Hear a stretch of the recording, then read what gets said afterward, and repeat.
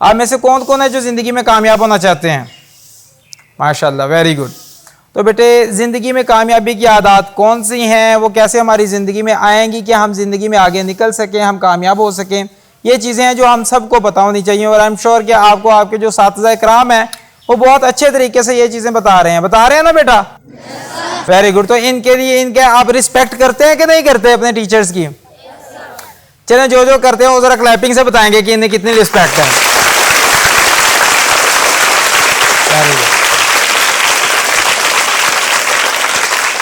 Thank you, ماشاء اللہ، الحمدللہ.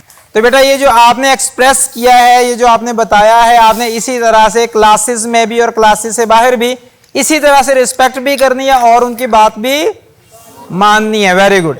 اچھا بیٹا ہم اپنے ٹاپک کی طرف آتے ہیں. تو آپ مجھے بتا سکتے ہیں کہ ہم سب کو کس نے پیدا کیا؟ شاباش، ویری گڈ. اللہ تعالیٰ نے پیدا کیا. تو ہمارے بارے میں سب سے زیادہ جانتا کون ہے؟ اللہ تعالیٰ. تو بیٹا اس کا مطلب ہے کہ فطری سی بات ہے کہ جس نے ہمیں بنایا ہے وہ ہمارے بارے میں سب کچھ جانتا ہے. تو اگر ہم اس کی مرضی کے مطابق زندگی گزاریں گے تو ہماری زندگی بھی کامیاب ہوگی یا ناکام ہوگی؟ Very good. تو بیٹا آپ میں سے کون کون ہے جو انشاءاللہ اللہ تعالیٰ کی مرضی کے مطابق زندگی گزارنے کی کوشش کریں گے؟ زبردست. آلرائٹ. اچھا بیٹا اس میں ایک اور چیز ہم دیکھتے ہیں کہ اللہ سبحانہ و تعالیٰ ہم سے کیا چاہتے ہیں. یہ ہمیں کیسے پتا چلے گا؟ کون سی ایک ایسی جگہ ہے جہاں پر سب کچھ لکھا ہوا ہے کہ ہمارا رب، ہمارا بنانے والا ہم سے کیا چاہتا ہے؟ قرآن مجید. شاباش. اچھا تو ہمیں اس کے لیے رول ماڈل کی بھی تو ضرورت ہوتی ہے کہ ہم نے کون سی ایسی عظیم الشان ہستی ہے جن کے مطابق زندگی گزارنی ہے؟ شاباش، حضرت محمد صلی اللہ علیہ وآلہ وسلم. تو بیٹا ہمارے پاس ہر طرح سے اور جتنے بھی اللہ کے نیک بندے گزرے ہیں، بزرگ گزرے ہیں، وہ یہی بات بتاتے رہے ہیں کہ قرآن پاک کے مطابق رسول اللہ صلی اللہ علیہ وآلہ وسلم کی تعلیمات کے مطابق زندگی گزارنے کی کوشش کریں. تو بیٹا آپ کو پتہ چل گیا کہ ہم نے کس طرح زندگی گزارنی ہے. مجھے بتائیے کہ ہم میں سے کس کس کو سٹوریز کا شوق ہے، کہانیاں سننے کا شوق ہے؟ ماشاءاللہ، ویری گڈ. تو بیٹا ہم شروع کرتے ہیں کہ اس دنیا میں سب سے پہلے انسان کون تھے؟ حضرت آدم علیہ السلام. شاباش. تو بیٹا جب اللہ سبحانہ و تعالیٰ نے فیصلہ فرمایا، قرآن پاک میں یہ واقعہ کم از کم 7 جگہ پر آتا ہے. کتنی جگہ پر آتا ہے؟ کم از کم 7 جگہ پر آتا ہے. اور یہ اللہ سبحانہ و تعالیٰ نے ہر موقع پہ ہمارے لیے کچھ نئی تعلیمات ہمیں دی ہیں، ہمیں کامیابی کے کچھ نئے اصول سکھائے ہیں اس واقعہ سے. تو ہم اس واقعے کو بھی تھوڑا سا سمجھنے کی کوشش کرتے ہیں.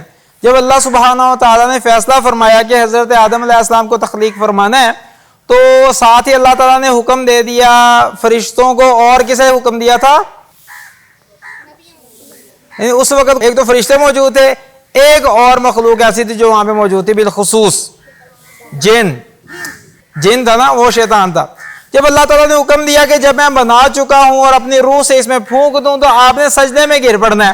تو پھر کس نے سجدہ کیا؟ تمام فرشتوں نے. کس نے سجدہ کیا؟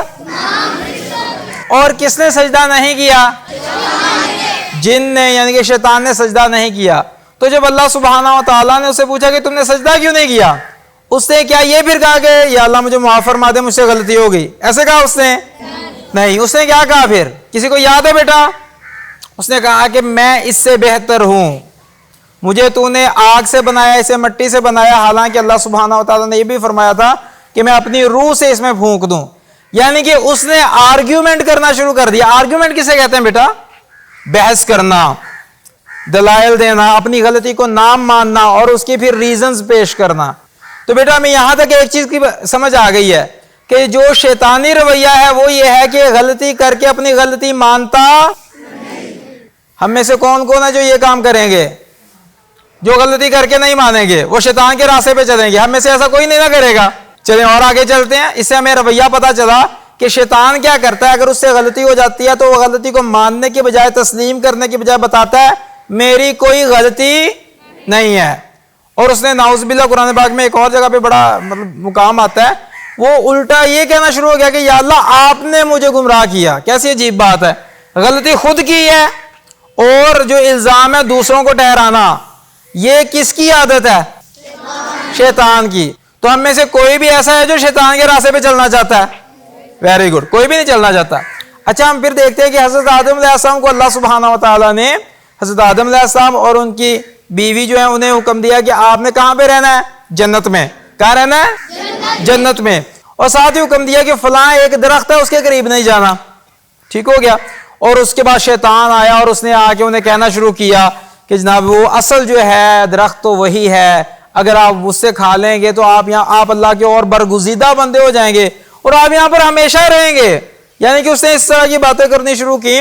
تو حضرت آدم علیہ السلام نے اسی درخت سے وہ پھل جو ہے وہ کھا لیا جسے اللہ تعالیٰ نے منع فرمایا تھا, لیکن فرق یہ ہے کہ انہوں نے ایک نیکی ہی کی نیت سے کیا. یعنی کہ شیطان نے تو اسٹریٹ فارورڈ انکار کر دیا. اللہ تعالیٰ نے حکم دیا سجدہ کرنا, اس نے کہا میں نے نہیں کرنا. ایسے ہوا نا. جبکہ حضرت آدم علیہ السلام نے اس طرح سے وہ کوئی گناہ والا معاملہ نہیں تھا اس میں, بلکہ وہ ایک نیکی کی ہی خواہش میں اللہ کی رضا, اللہ کی قربت کے لیے کیا کیا, اسی طرح سے کھا لیا. اچھا, جب اللہ سبحانہ و تعالیٰ نے پوچھا کہ آپ کو میں نے اس درخت کے پاس جانے سے منع کیا, تو انہوں نے کیا جواب دیا تھا؟ پھر وہاں پر انہوں نے کیا یہ کہا تھا کہ یا اللہ مجھے شیطان نے گمراہ کیا. یہ نہیں کہا انہوں نے, حالانکہ شیطان نے کہا تھا نا کہ اس کے پاس چلے جائیں. شیطان نے انہیں پھسلایا تھا, لیکن اس کے باوجود حضرت آدم علیہ السلام کے الفاظ کیا تھے؟ ربنا ظلمنا انفسنا. یہ کس کس کو یہ دعا آتی ہے پوری؟ ربنا ظلمنا انفسنا. جی بیٹا آگے شاباش. جی بیٹا ربنا ظلمنا انفسنا وان لم تغفر لنا وترحمنا لنکونن من الخاسرین. تو یعنی کہ انہوں نے یہ فوری طور پہ یہ کہا کہ اے ہمارے رب ہم نے اپنی جانوں پر ظلم کر لیا. اس بات کا کیا مطلب ہے؟ کہ غلطی ہم سے ہوئی ہے, کہ آپ نے منع فرمایا تھا, ہمیں باز رہنا چاہیے تھا, لیکن غلطی ہم سے ہوئی ہے. یعنی کہ پتہ یہ چلا حضرت آدم علیہ السلام کا جو رویہ ہے وہ ہے کہ اگر کوئی لغزش ہو جاتی ہے, کوئی خطا یا چوک ہو جاتی ہے, بھول ہو جاتی ہے, تو فوری طور پہ اپنی غلطی کو مان لینا. شیطان کا رویہ کیا تھا؟ اپنی غلطی دوسروں پہ ڈال دینا اور آرگیومنٹ کرنا کہ بھائی میرا تو کوئی قصور ہی نہیں ہے. تو اب آپ کے پاس چوائس ہے, آپ نے کس راستے پر چلنا ہے, حضرت آدم علیہ السلام کے یا شیطان کے؟ کس کے راستے پر؟ حضرت آدم علیہ السلام کی. ماشاءاللہ, ویری گڈ. تو انہوں نے کیا کیا تھا؟ ربنا ظلمنا انفسنا, یا اے ہمارے رب ہم نے اپنی جانوں پر ظلم کر لیا, اگر آپ نے ہمیں معاف نہ کیا, ہم پر رحم نہ کیا, تو ہم بڑا ہی خسارہ پانے والوں میں سے ہو جائیں گے. تو انہوں نے اللہ تعالیٰ کے سامنے اپنی غلطی کا اظہار بھی کیا اور ساتھ ہی کیا کیا کہ یا اللہ ہمیں معاف فرما دے, اگر معاف نہ کیا تو ہمارا قصور ہے, ہم گھاٹا پانے والوں میں سے ہو جائیں گے. تو بیٹا اگر ہم فرض کرتے ہیں ہم سے کوئی غلطی ہو جاتی ہے, ہم سارے انسان ہیں, ایسے ہی ہے بیٹا, انسانوں سے غلطیاں ہو جاتی ہیں. تو اگر غلطی ہو جائے تو پھر کیا کرنا چاہیے؟ مان لینی چاہیے غلطی. اچھا, تو غلطی مان کے پھر کیا کرنا چاہیے کہ اگلی باری پھر صحیح کوئی بات نہیں, ایک بار مجھے موقع دے دے, اگلی بار میں پھر غلطی کروں گا, کیا یہ کرنا چاہیے؟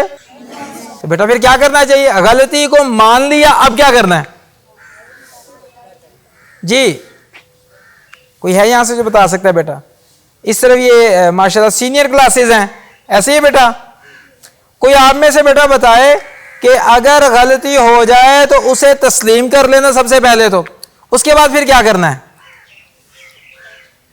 اللہ تعالیٰ سے معافی مانگنی ہے, اور ساتھ میں وہ جو ہمارے اساتذہ کرام ہیں, اگر خدا نخواستہ ان کے سامنے کوئی غلطی ہو جاتی ہے, اپنے والدین کے سامنے کوئی غلطی ہو جاتی ہے, اپنے کسی دوست عزیز و اقارب کے سامنے غلطی ہو جاتی ہے, یا کہیں بھی کوئی غلطی ہو جائے, سمجھدار بندہ وہ ہوتا ہے جو فوری طور پہ غلطی کو مان کر معافی مانگ لیتا ہے کہ سوری مجھ سے غلطی ہوئی, میں اس پہ کسی قسم کا آرگومنٹ نہیں ہے, تو میں اپنی غلطی کو مانتا ہوں. اچھا, اس کے بعد پھر وہ غلطی دوبارہ کرے گا, اسے کیا کرنا چاہیے؟ اس غلطی کو آئندہ سے چھوڑ دے, نہ کرے. تو بیٹا پتہ یہ چلا کہ اگر ہم چاہتے ہیں کہ ہم توبہ والا رویہ اپنائیں, اس سے توبہ سے اللہ بڑا خوش ہوتا ہے, تو اس کے لیے بیٹا بہترین طریقہ یہ اپنی غلطی جیسی ہو جو فوراً مان لیں, اللہ تعالیٰ سے بھی معافی مانگیں, اور اگر خدا نخواستہ کسی کا حق مار ہے اس سے بھی معافی مانگ لیں, اور اس کے بعد فیصلہ کر لیں کہ یا اللہ میری مدد فرما, میں آئندہ سے یہ غلطی کروں گا, کبھی نہیں کروں گا. اتنی بات بیٹا سمجھ میں آ گئی آپ کو؟ اچھا, آپ مجھے یہ بتائیے کہ آپ کے جو اساتذہ کرام ہیں وہ آپ کے لیے اسپیشل اتنے ٹائم پر تشریف لاتے ہیں, ایسی ہے کہ نہیں ہے بیٹا؟ تو بیٹا جب وہ یہاں پر تشریف لاتے ہیں اور آپ کو پڑھاتے ہیں اور آپ کو اتنی اچھی اچھی باتیں بتاتے ہیں جن کے لیے انہوں نے اتنی عمر اپنی لگائی ہے پڑھائی میں, ٹھیک ہے, اور وہ آپ کو بتانے کے لیے اتنا کچھ انہوں نے پڑھا ہے، تو وہ جب آپ کو بتاتے ہیں تو دوسرا ہم نے کیا کرنا ہے، ہم نے شکر گزاری والا رویہ اپنے اندر پیدا کرنا ہے. کیا آپ کو لگتا ہے کہ آپ کو اپنے ٹیچرز کا، اساتذہ کرام کا شکر ادا کرنا چاہیے کہ نہیں کرنا چاہیے؟ تو بیٹا کیسے شکر ادا ہو سکتا ہے؟ مجھے کوئی طریقے بتائیں، کیا کیا طریقے ہیں شکر ادا کرنے کے؟ آواز نہیں آ رہی بیٹا مجھے؟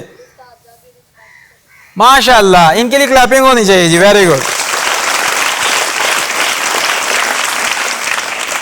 اساتذہ کی رسپیکٹ کی جائے، شاباش. اچھا، اور کیا کیا جائے؟ اور شکر کس طرح سے ہم کر سکتے ہیں؟ ان کی بات مانی جائے، ان کے لیے بھی کلیپنگ ہونی چاہیے، ویری گڈ، ماشاء اللہ. اوکے، ان کی بات ماننی چاہیے، ان کا رسپیکٹ کرنی چاہیے. اور کیا کرنا چاہیے؟ ان کا شکریہ ادا بھی کرنا چاہیے. تھینک یو، جزاک اللہ خیر بولنا چاہیے. تو بیٹا حدیث میں آتا ہے کہ جو بندہ لوگوں کا شکر گزار نہیں ہوتا وہ اللہ کا بھی شکر گزار نہیں ہوتا. اس کا مطلب ہے کہ ہمیں چاہیے ہم شکر گزاری والا رویہ اپنائیں. اچھا بیٹا مزید آگے چلتے ہیں.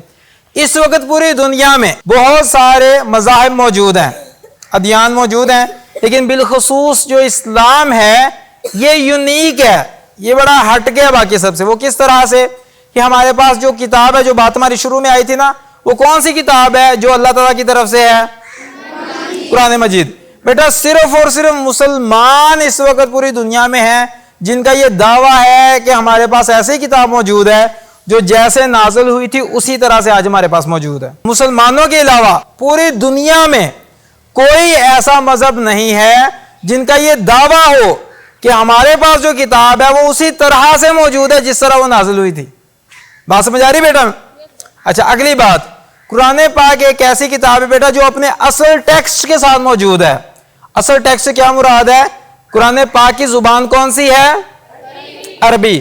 یہ کس زبان میں نازل ہوا؟ اور آج یہ کس زبان میں موجود ہے؟ اس کا مطلب ہے جس زبان میں نازل ہوا آج بھی ایگزیکٹ اسی زبان میں اور انہی الفاظ حروف کے ساتھ اور زیر زبر کے ساتھ بالکل اسی طرح سے آج موجود ہے. بات سمجھ آ رہی ہے بیٹا آپ کو؟ کسی اور مذہب کے ماننے والوں کا، دین کے ماننے والوں کا آج کوئی یہ دعویٰ نہیں ہے کہ ہمارے پاس بھی اسی طرح سے اللہ تعالیٰ کی کتاب کوئی موجود ہے. چاہے وہ عیسائی ہیں، وہ کہتے ہیں ہمارے پاس انجیل ہے یا بائبل وہ کہتے ہیں، یا اس کے علاوہ جو ہے یہودی ہیں ان کے پاس تورات ہے، وہ اسے بائبل کہتے ہیں، اولڈ ٹیسٹمنٹ کہتے ہیں. تو بیٹے ان سب میں سے کسی کا بھی یہ کہنا نہیں ہے کہ ہماری کتاب اپنی اصل زبان میں موجود ہے، پہلی چیز. اور دوسرے نہ ان میں سے کسی کا بھی یہ کہنا ہے کہ ہماری کتاب اسی طرح سے موجود ہے جس طرح سے وہ نازل ہوئی تھی. تو اس کا مطلب یہ ہوا کہ قرآن پاک ہٹ گیا باقی ساری کتابوں سے. ایسے ہی ہے بیٹا؟ تو جب قرآن پاک ہٹ گیا اب پھر اس پہ عمل کیسے کریں گے؟ قرآن پاک پر اگر ہم عمل کرنا چاہتے ہیں اس کا طریقہ کیا ہے؟ کوئی بتا سکتا ہے بیٹا؟ اسے پڑھنا ہے سب سے پہلے. سمجھ آ رہی ہے بچے؟ آواز آ رہی ہے بیٹا میری اینڈ تک؟ قرآن پاک کو کیا کرنا ہے؟ پڑھنا ہے. اچھا پڑھنا ہے تو ہمیں تو سمجھ نہیں آتی جی بیٹا. صحیح پڑھنا ہے، درست پڑھنا ہے، شاباش جی، بالکل ٹھیک ہے. یعنی کہ غلطیوں کے بغیر، اگر غلطی ہو جاتی ہے تو سیکھیں اچھے طریقے سے، کسی پہ سیکھ کر کسی سے اور اچھے طریقے سے پڑھیں. اچھا ٹھیک ہے پڑھنا ہے. لیکن سوال یہ ہے کہ پڑھ رہے ہیں سمجھ نہیں آ رہی تو ثواب ملے گا ہمیں؟ ثواب پھر بھی ملے گا.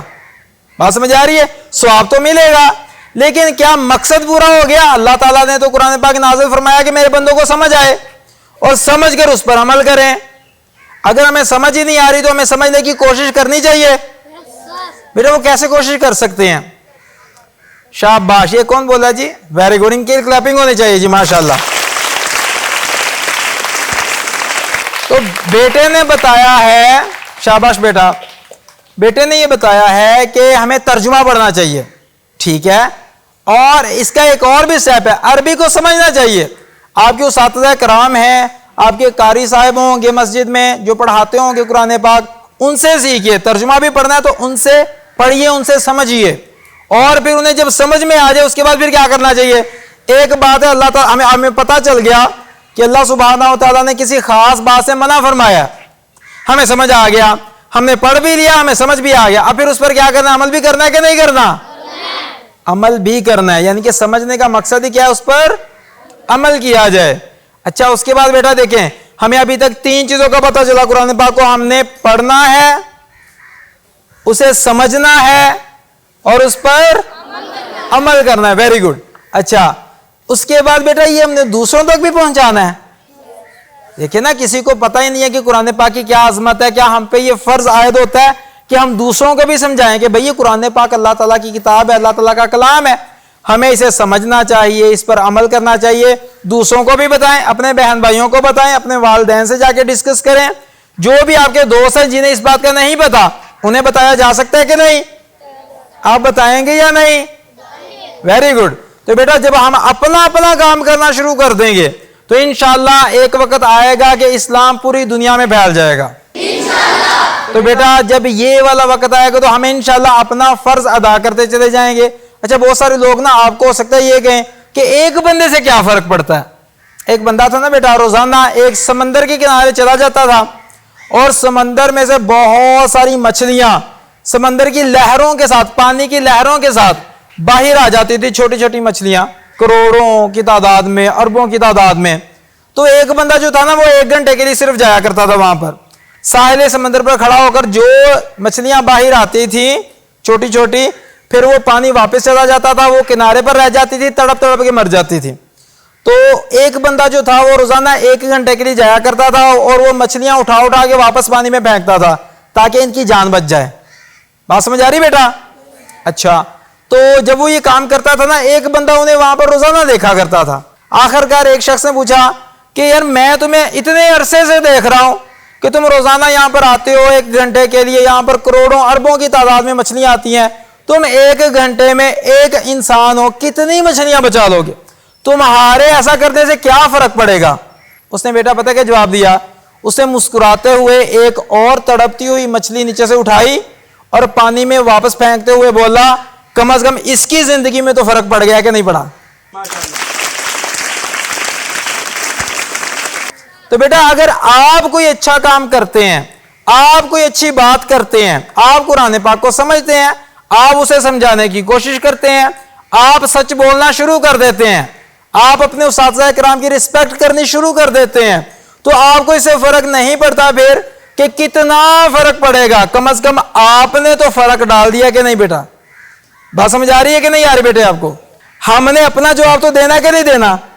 سب سے پہلے ہم خود عمل کریں, اس کے بعد دوسروں تک پہنچائیں, اور جب ایک وقت آ جائے گا انشاءاللہ بیٹا جب ہم خود راہ راست پر چل پڑیں گے, اللہ تعالیٰ انعام کے طور پر ہمیں اچھے حکمران بھی عطا فرما دیں گے انشاءاللہ. ٹھیک ہے بیٹا؟ اچھا جی مجھے ایسا کریں کہ جلدی سے مجھے بتائیں کہ اب تک ہم نے کیا کیا چیزیں جو ڈسکس کی ہیں, جو آپ کو یاد ہیں, کچھ چند ایک کوئی بتا سکتے ہیں میں کیا کیا باتیں جو آپ کو یاد رہی ہوں؟ جی ماشاءاللہ. یعنی کہ قرآن پاک کو ہم نے کیا کرنا ہے؟ پڑھنا ہے, سمجھنا ہے, اس پر عمل کرنا ہے اور سب تک پہنچانا ہے جہاں بھی گئے. شاباش, ویری گڈ. ایک چیز آگئی, اور کوئی دوسرا بچہ بتائے. ماشاءاللہ ہمیں حضرت آدم علیہ السلام والا طریقہ اپنانا ہے. رسول اللہ صلی اللہ علیہ وسلم کی سنت مبارکہ جو ہے اس سے بھی ہمیں یہی پتا چلتا ہے کہ ہمیں یہی سکھایا گیا ہے کہ غلطی ہو جائے تو فوراً مان لینی ہے اور اس سے پھر توبہ کر لینی ہے آئندہ سے. ٹھیک ہے بیٹا, ویری گڈ. حضرت آدم علیہ السلام کے بارے میں پتا چلا ہمیں کہ ہم نے کس طرح سے اپنا رویہ مولڈ کرنا ہے. جی بیٹا, اور ہمیں شیطان کے بارے میں پتا چلا کہ وہ ہمارا سب سے بڑا کیا ہے؟ وہ سب سے بڑا دشمن ہے. تو بیٹا جو کام بھی شیطان کرتا ہے ہم نے اسے بچنا ہے. ایسے ہی ہے نا؟ وہ ہمیں گمراہ کرنے کی کوشش کرتا ہے, دیکھو جی فلاں استاد ہیں وہ تو آپ کو صحیح طرح پڑھاتے نہیں ہیں, وہ اس طرح کی باتیں کر کے نا ہمارے دل میں وسوسے ڈالتا ہے. ہم نے کبھی بھی اس کی باتوں میں نہیں آنا. اگر ہمیں کسی ٹیچر کی سمجھ نہیں بھی آتی تو ہم بڑے پیار اور محبت سے ان سے ریکویسٹ کر سکتے ہیں, سوال کر سکتے ہیں, لیکن بدتمیزی کسی صورت نہیں کرنی. کیونکہ بیٹا میں نے ایسے لوگ زندگی میں رولتے ہوئے دیکھے ہیں جنہوں نے اور کچھ نہیں کیا تھا, صرف اور صرف اپنے اساتذہ کرام کا دل دکھایا تھا. یقین کریں بیٹا. تو آپ میں سے کوئی ہیں جو ناکام ہونا چاہتے ہیں؟ آپ میں سے کون کون ہیں جو کامیاب ہونا چاہتے ہیں؟ اب بھی سمجھ آ رہی ہے نا بیٹا ہم نے کس طرح زندگی گزارنی ہے؟ انشاءاللہ ہم نے جیسے اللہ سبحانہ و تعالیٰ ہم سے چاہتے ہیں ویسی زندگی گزارنی ہے, قرآن پاک کے مطابق زندگی گزارنی ہے, اور اس کے ساتھ ساتھ ہم نے شیطان کے وسوسوں سے بچنا ہے. اگر غلطی ہو جائے تو کیا کرنا ہے؟ شیطان چاہتا ہے کہ غلطی نہ مانے, ہم نے غلطی ماننی ہے کیونکہ اللہ تعالیٰ ہم سے چاہتے ہیں کہ ہم غلطی کو مانیں, اور اس کے بعد ہم جہاں بھی جائیں سچ بولیں, دوسروں کی زندگیوں میں اچھا کنٹریبیوٹ کرنے کی کوشش کریں. آخری بیٹا ایک بات بڑے دھیان سے سنیے گا, بڑی پیاری حدیث مبارکہ ہے, رسول اللہ صلی اللہ علیہ وآلہ وسلم نے ارشاد فرمایا جس کا مفہوم ہے کہ اللہ تعالیٰ اپنے بندے کے کام میں لگے رہتے ہیں, یعنی کہ اس کی مدد کرتے رہتے ہیں جب تک بندہ اپنے بھائی بندے کے کام میں لگا رہتا ہے. یعنی کہ بیٹا اگر آپ دوسروں کی زندگیوں میں اچھا کنٹریبیوٹ کر رہے ہیں, دوسروں کی مدد کر رہے ہیں, دوسروں کی زندگیوں میں آسانیاں بانٹ رہے ہیں, تو اللہ تعالیٰ کی طرف سے غیبی طاقتیں آپ کی خدمت میں لگ جائیں گی اور آپ کی زندگی میں آسانیاں آنی شروع ہو جائیں گی. ٹھیک ہے, اور اگر خدا نہ خواستہ آپ کی وجہ سے دوسروں کی زندگی تنگ ہو رہی ہے تو بیٹا ہمیشہ ذہن میں رکھنا پھر آپ کی زندگی کو تنگ ہونے سے کوئی نہیں روک سکے گا.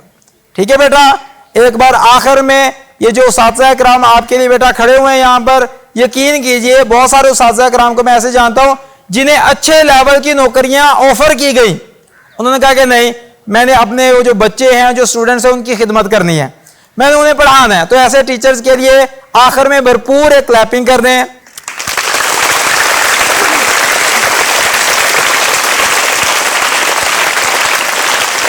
بہت شکریہ بیٹا, دعا میں یاد رکھیے گا. السلام علیکم ورحمۃ اللہ, جزاک اللہ خیر.